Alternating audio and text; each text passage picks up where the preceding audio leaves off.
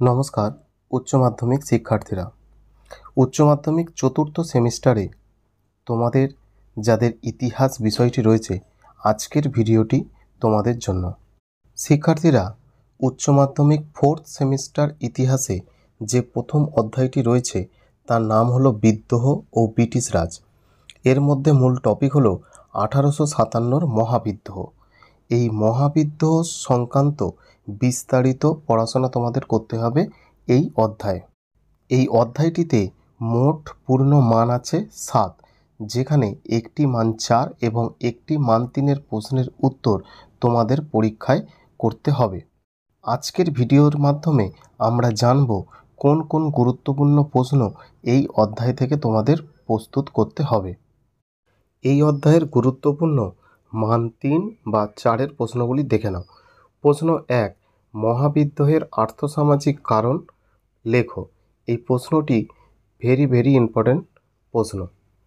প্রশ্ন 2, মহাবিদ্রোহের রাজনৈতিক অথবা সামরিক অথবা ধর্মীয় কারণ লেখো। এখানে যে কোনো দুটো টপিকের উপর প্রশ্ন আসতে পারে, তোমরা সেই হিসাবে তৈরি করবে। প্রশ্ন 3, মহাবিদ্রোহের প্রত্যক্ষ কারণ বা এনফিল্ড রাইফেল সম্পর্কে টিকা লেখো। ভেরি ইম্পর্টেন্ট কোশ্চেন এটি। প্রশ্ন 4, 1857 মহাবিদ্রোহের প্রতি শিক্ষিত বাঙালি সমাজের মনোভাব কেমন ছিল। 5, মহাবিদ্রোহের প্রকৃতি আলোচনা করো। খুব গুরুত্বপূর্ণ এই প্রশ্নটি। 6, মহাবিদ্রোহের প্রভাব বা ফলাফল লেখো। এক্ষেত্রে সুফল এবং কুফল আলাদা করে তৈরি করতে হবে। এই প্রশ্নটিও খুব ইম্পর্টেন্ট।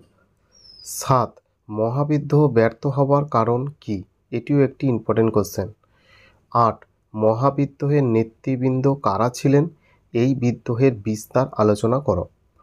9, টিকা লেখো মহারানী ভিক্টোরিয়ার ঘোষণাপত্র। এখানে শর্ত এবং তাৎপর্য দুটোই ভালো করে তোমরা করবে, এই প্রশ্নটিও খুব ইম্পর্টেন্ট। প্রশ্ন 10, মহাবিদ্রোহ কি প্রথম স্বাধীনতার যুদ্ধ ছিল, এটাও খুব ইম্পর্টেন্ট একটি প্রশ্ন। প্রশ্ন 11, মহাবিদ্রোহকে কি জাতীয় বিদ্রোহ বলা যায়, এটা খুবই গুরুত্বপূর্ণ একটি প্রশ্ন।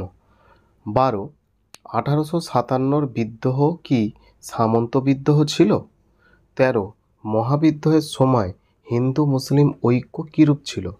14, মহাবিদ্রোহের পর সামরিক বা সামাজিক ক্ষেত্রে কি পরিবর্তন লক্ষ্য করা যায় তা লেখো।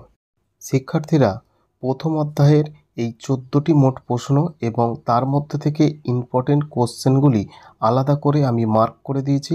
এগুলি ভালো করে তৈরি করো। আশা করি তোমরা এখান থেকে সমস্ত প্রশ্ন কমন পেয়ে যাবে।